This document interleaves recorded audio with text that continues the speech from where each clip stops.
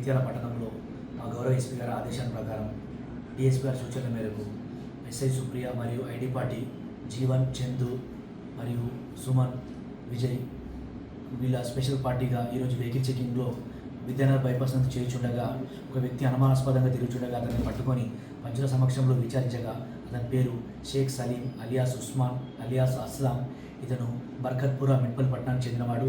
ఇతడు గత 30 సంవత్సరాల నుంచి కంటిన్యూ దొంగతనాలు చేస్తూ హ్యాబిచువల్ అఫెండర్గా పరిగణింపబడుతున్నాడు.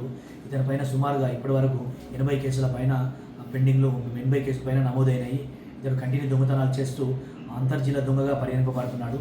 ఈరోజు మా విచారణలో విచారించగా అతని పైన మన జగిత్యాల పట్టణంలో గత 6 నెలల నుండి సుమారుగా 5 చోరీ కేసుల్లో నిందితుడిగా గుర్తించబడ్డాడు.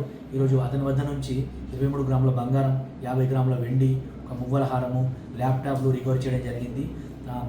తర్వాత అతన్ని రిమాండ్ నిమిత్తం కోర్టుకు పంపడం జరుగుతుంది. అదేవిధంగా ఇందులో ఈ దొంగతనం కేసుల్లో చాకచక్యంగా పట్టుకున్నందుకు ఎస్ఐ సుప్రియను మరియు నాకు ఐడి పార్టీ సిబ్బంది జీవన్, చందును అభినందించడం జరిగింది.